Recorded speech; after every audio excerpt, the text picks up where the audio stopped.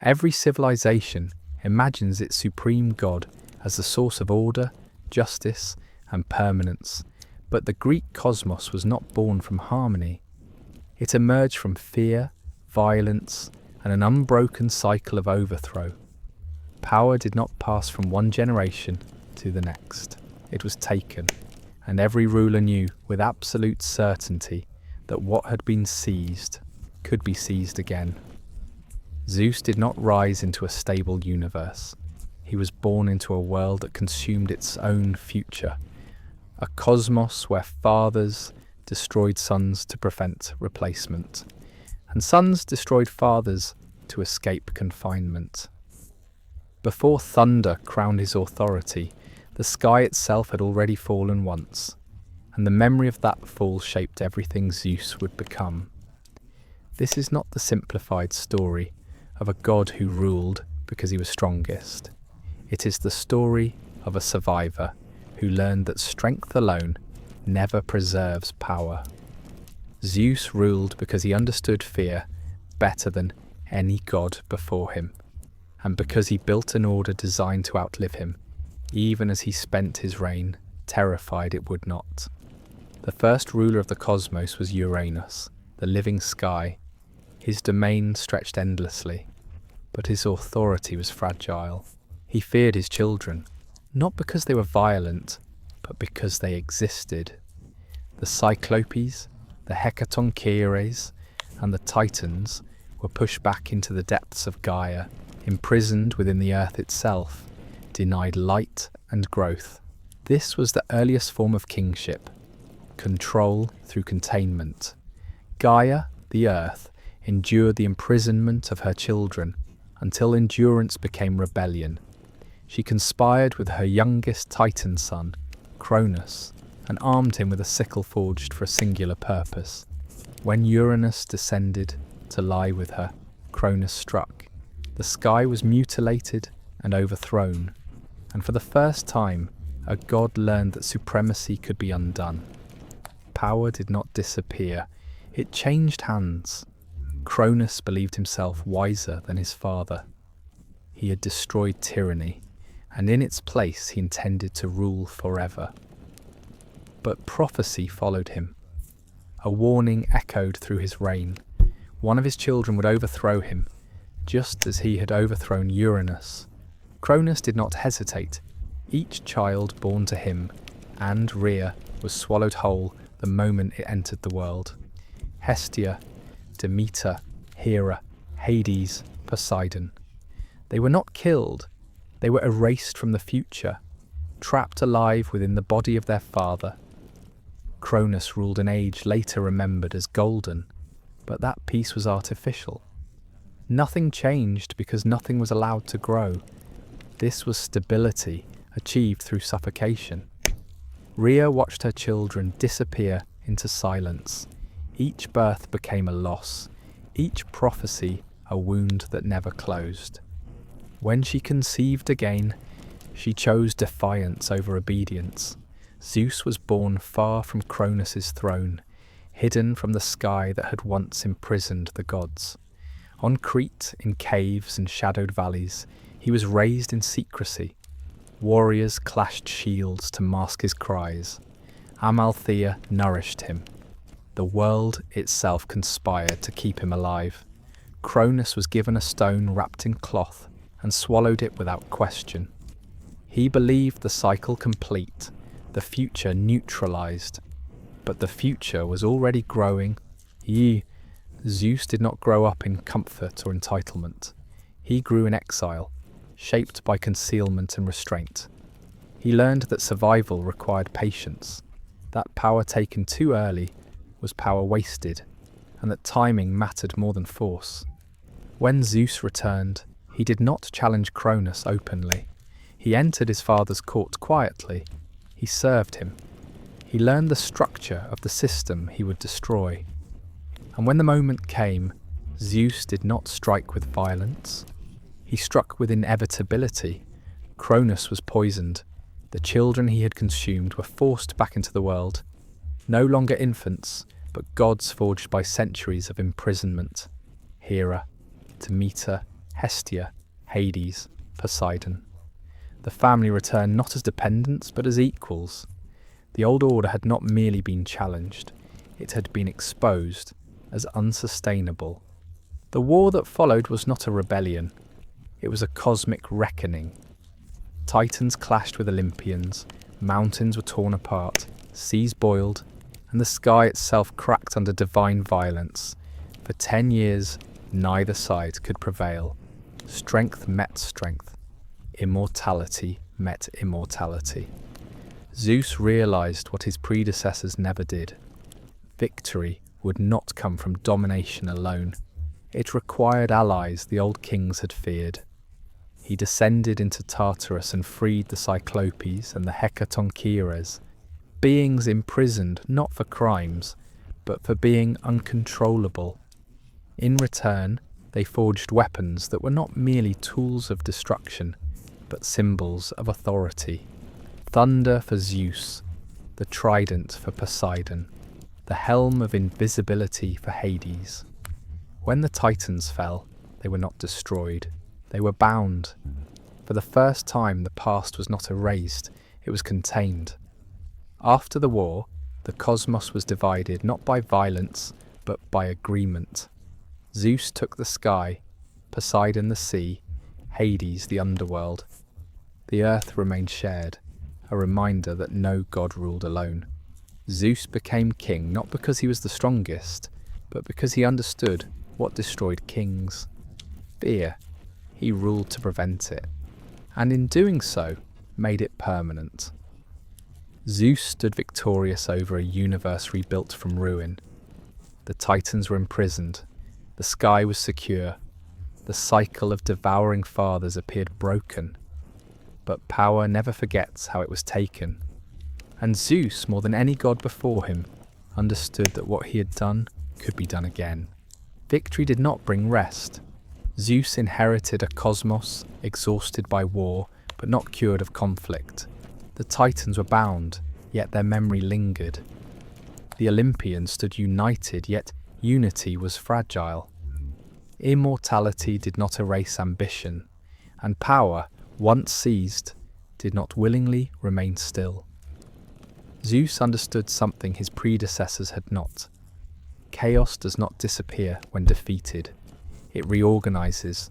The universe required more than a ruler. It required structure. So Zeus did not reign as a conqueror. He reigned as an architect. The sky became not merely his domain, but the symbol of oversight. Thunder was no longer only a weapon. It was a warning.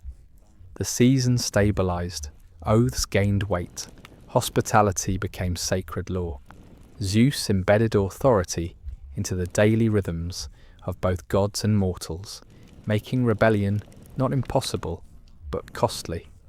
This was how permanence was built, not through fear alone, but through systems that punished deviation. Zeus did not govern every aspect of existence directly. He delegated power carefully, creating a hierarchy that reflected function rather than favoritism. Athena embodied wisdom and strategy. Apollo governed prophecy and balance. Artemis protected boundaries. Hermes moved between worlds. Each god reinforced Zeus's reign not by obedience, but by purpose. Yet Zeus remained the final authority. Oaths sworn by his name bound even immortals. Justice fell under his eye. Kings ruled beneath his shadow. When laws failed, thunder answered. This system was not gentle, but it was consistent. And consistency, Zeus believed, was the only defense against collapse. The Titan Prometheus was not Zeus's enemy. He was his mistake. Prometheus sided with the Olympians during the Titanomachy, but he did not share Zeus's vision of controlled order. Where Zeus saw mortals as fragile beings requiring limitation, Prometheus saw potential. At Mekone, he tricked Zeus into accepting bones and fat in sacrifice, reserving meat for humanity. Zeus recognized the insult immediately, but he did not retaliate. He waited. Fire was withheld from mortals not as cruelty, but as containment. Fire meant independence, craft, progress, and progress always risked repetition of the past. Prometheus stole fire anyway. Zeus's response was precise. Prometheus was bound to a rock, condemned not for theft, but for disobedience. An eagle devoured his liver each day, an eternal reminder that defiance against order carried unending cost. But Zeus did not stop there. Punishing Prometheus was insufficient. Zeus understood that ideas spread faster than fire. Humanity required a lesson embedded into existence itself. Pandora was not created as revenge. She was created as balance. Gifted with beauty, curiosity, and persuasion, Pandora carried a sealed vessel into the mortal world. When it was opened, suffering escaped. Disease, labour, despair, mortality sharpened. Humanity learned that advancement came paired with consequence. Hope remained. Zeus allowed it, not as mercy, but as control. A species without hope collapses too quickly. A hopeful species endures and obeys. Zeus's authority rested on foresight, yet prophecy still haunted him. Metis, goddess of wisdom, bore a prediction. Her son would overthrow his father. Zeus remembered Cronus. He remembered Uranus. He acted. He consumed Metis, but fate adapted.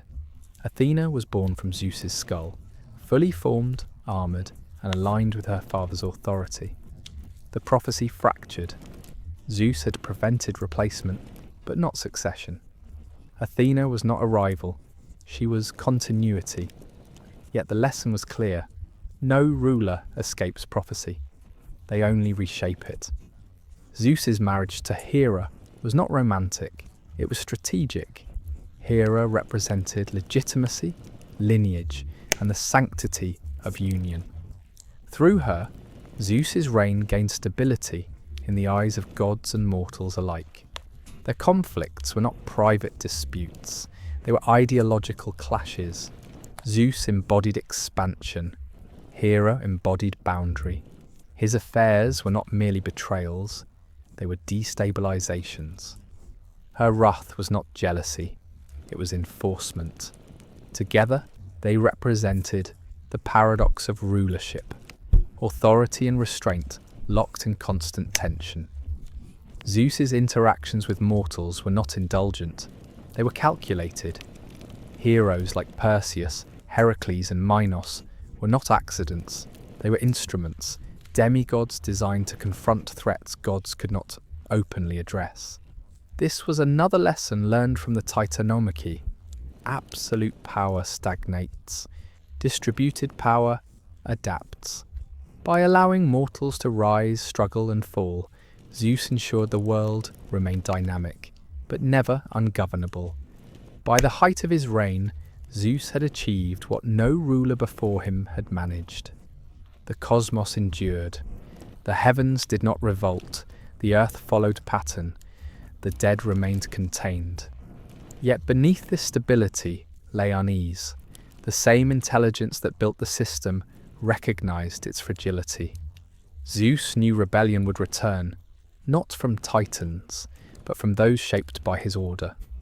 Order always breeds those who question it. And Zeus was already preparing. Zeus had transformed chaos into structure, rebellion into hierarchy, and fear into law. He ruled not as a god intoxicated by power, but as one haunted by its impermanence. But the universe had not exhausted its tests. The greatest challenges to Zeus's reign would not come from monsters or titans, but from the consequences of his own design. The Olympian order did not go unchallenged. The fall of the Titans had not erased resentment, it had only driven it underground. From Gaia, the earth itself, came the giants, beings born not of rebellion, but of grievance. Their existence was not a mistake, it was a response. Gaia had watched her children imprisoned beneath the earth, sealed in Tartarus by Zeus's decree. Balance, as she understood it, had been violated. The giants rose not to rule the cosmos, but to dismantle the authority that now claimed permanence. Unlike the Titans, the giants were not gods in form or function. They were embodiments of force without hierarchy, strength without law. Their power could not be undone by divine will alone. Prophecy declared that no god could kill a giant without the aid of a mortal. Zeus recognized the implication immediately. The system he had built could not defend itself alone. This was not weakness, it was design. Zeus summoned Heracles, the mortal born of divine lineage, to stand alongside the Olympians. Each giant fell through cooperation between god and human, reinforcing a truth Zeus had already learned but rarely acknowledged openly. The order of the cosmos depended on participation, not domination. Heracles did not replace divine authority. He completed it. When the giants were defeated, Zeus did not celebrate. He recorded the lesson. Power, when isolated, becomes brittle. Survival required integration. If the giants tested Zeus's system, Typhon shattered his confidence. Typhon was not rebellion, he was extinction. Born from Gaia and Tartarus, Typhon was the final answer to divine authority. A being beyond hierarchy, beyond negotiation. His rival warped the sky itself. Winds screamed without direction. Mountains burned. The gods fled. Not retreated, fled. Apollo abandoned his oracle. Hermes dropped his messages. Even Hades sealed the gates of the underworld. Zeus stood alone. The battle that followed was not heroic. It was desperate. Zeus hurled thunderbolts until the sky broke. Typhon endured. Zeus was overwhelmed, his sinews torn from his body, his thunder silenced. For the first time since his rise, Zeus was defeated. Typhon imprisoned Zeus, hiding his stolen sinews in a cave. The ruler of the cosmos lay incapacitated, alive but powerless. The Olympian order did not collapse immediately, it froze. Without Zeus, law existed only as memory. It was Hermes and Pan, figures of movement and disruption, who restored him. Not warriors, not kings. Trickery and improvisation saved the sky. Zeus reclaimed his strength, not through dominance, but through reliance. When he returned, he did not test Typhon again. He ended the threat. Typhon was buried beneath Mount Etna, sealed into the earth, not imprisoned, but entombed. Chaos was not punished, it was contained. Zeus emerged, changed. He no longer believed victory guaranteed stability. He no longer assumed loyalty was permanent. The universe had proven capable of producing forces beyond prediction. From this point forward, Zeus ruled with less patience. Prophecies were monitored. Potential rivals were neutralized early. Mortals were guided more tightly. The distance between Olympus and Earth narrowed, not out of affection but surveillance. Wrath became policy. Humanity, too, tested Zeus's tolerance. Corruption spread unchecked. Oaths lost meaning. Hospitality was violated. Kings ruled without restraint. Zeus did not intervene individually. He chose erasure. The flood was not punishment, it was correction. Only Deucalion and Pyrrha survived, preserving continuity without preserving corruption. When humanity returned, it did so smaller, quieter, aware that divine oversight was neither symbolic nor distant. Following Typhon, the gods no longer questioned Zeus's authority openly, not because they agreed with every decision, but because they had seen the alternative. Chaos did not liberate, it annihilated. Zeus's rule became heavier, less forgiving, but it endured. Zeus had faced rebellion, extinction, and defeat. He had survived not because he was invincible, but because he adapted. The king of the gods did not emerge unscarred. He emerged resolved. The age of negotiation was ending. The age of consequence had begun. After Typhon, Zeus no longer ruled as a liberator. He ruled as a guarantor. The distinction mattered. Justice under Zeus was not about fairness in the modern sense. It was about preservation. Anything that threatened the structure of the cosmos, no matter how small, was treated as a potential crack in the foundation. This is the Zeus most myths remember. Not the rebellious son who freed his siblings, but the ruler who enforced boundaries without apology. Law once flexible, hardened into decree. Prometheus did not steal fire because Zeus was cruel. He stole it because Zeus was cautious. Fire meant independence. It meant progress without permission. It meant mortals growing beyond their assigned place. Zeus foresaw the consequences clearly. Knowledge accelerates imbalance faster than violence ever could. Prometheus acted anyway. Zeus's response was surgical. Fire was not reclaimed. Humanity would keep it. The punishment was personal. Prometheus was chained to the Caucasus Mountains. His liver consumed daily, not as spectacle, but as warning. Defiance would not be erased. It would be remembered. This was not vengeance. It was policy. Hera's role intensified as Zeus's authority expanded. Where Zeus enforced law from above, Hera enforced it within relationships. Marriage, inheritance, succession. These were not sentimental domains. They were political ones. Hera punished Zeus's lovers, not because she misunderstood power, but because she understood it too well. Illegitimate unions destabilized lineage. Uncontrolled offspring produced unpredictable futures. Her cruelty was systematic, not emotional.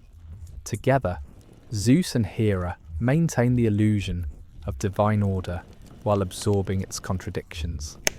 The gods were not immune to dissent. Hera, Athena, Poseidon, and Apollo once attempted to overthrow Zeus himself.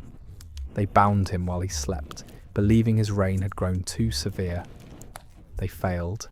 Briareus, one of the 100-handed ones Zeus had freed long ago, intervened. The rebellion collapsed not through force but loyalty. Zeus did not destroy the conspirators. He punished selectively. Rebellion was possible. Success was not. Mortals who challenged Zeus rarely survived their challenge intact. Sisyphus cheated death and was condemned to endless futility. Tantalus tested divine omniscience and starved beneath abundance. Ixion violated sacred hospitality and spun eternally in torment.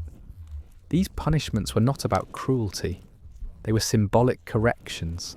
Each sinner embodied a specific threat: deception, entitlement, betrayal. Zeus punished the behavior, not the existence. The message was clear. Transgression echoed beyond a single lifetime. Despite his authority, Zeus did not control fate. The Moirai existed outside even his jurisdiction. This limitation defined his rule more than any thunderbolt. Zeus negotiated with destiny rather than defying it. He delayed outcomes. He redirected consequences. But he never attempted absolute control. This restraint separated him from Cronus. Fear of prophecy did not govern Zeus. Respect for structure did. As centuries passed, Zeus became less visible. His interventions grew subtler. Kings ruled in his name. Storms spoke for him. Law replaced spectacle, yet the cost of immortality accumulated. Zeus watched civilizations rise and collapse. He observed mortals repeating mistakes, gods repeating conflicts, cycles refusing to end. Stability required endurance, not triumph. Wrath remained Zeus's most remembered trait, but it was never his defining one. It was his final resort. Thunder followed warnings, flood followed neglect, punishment followed defiance. The myths exaggerate his anger, because anger is easier to remember than restraint. Zeus did not seek love, he sought continuity. By the height of his reign, Zeus was no longer the hero of the story.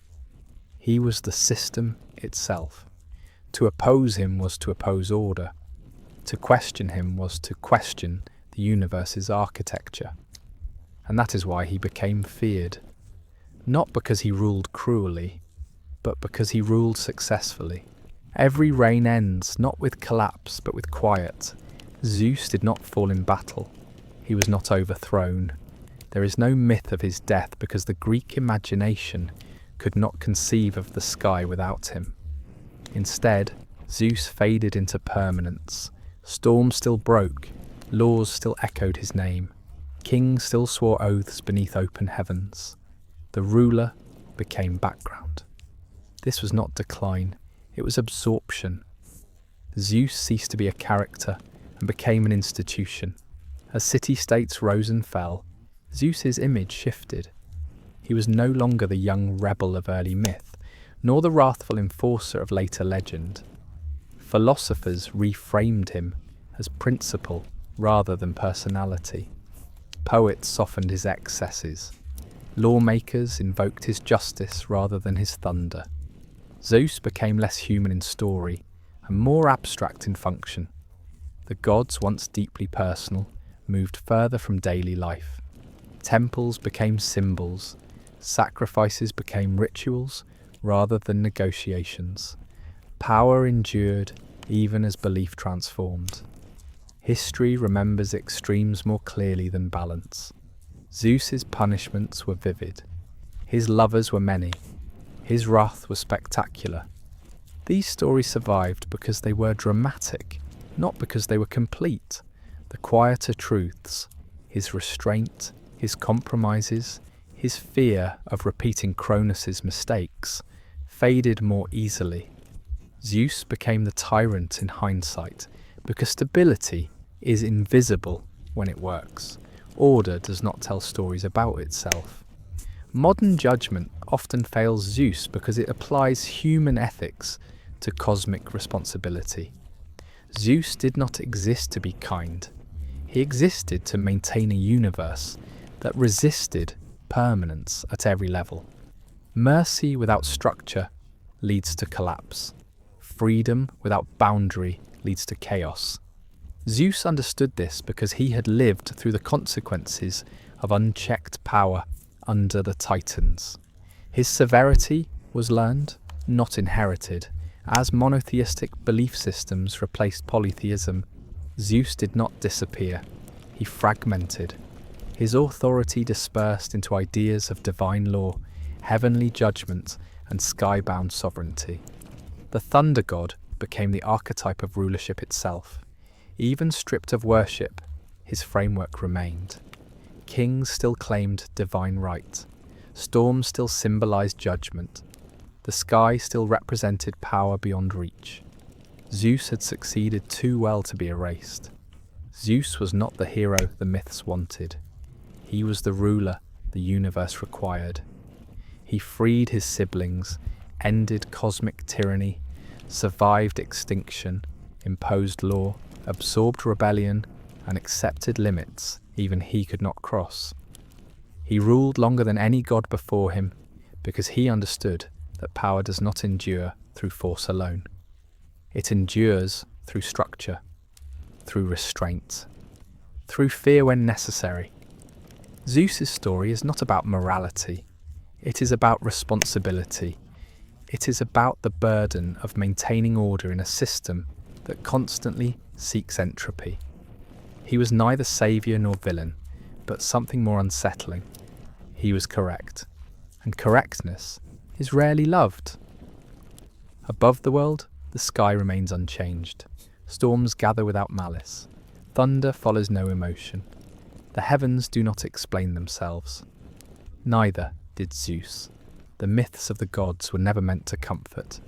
They were meant to explain why order exists, why it fails, and why it must be rebuilt again and again. If this story reshaped how you see Zeus, then the work of myth has done its job. Subscribe to continue the descent through gods, titans, and forgotten truths.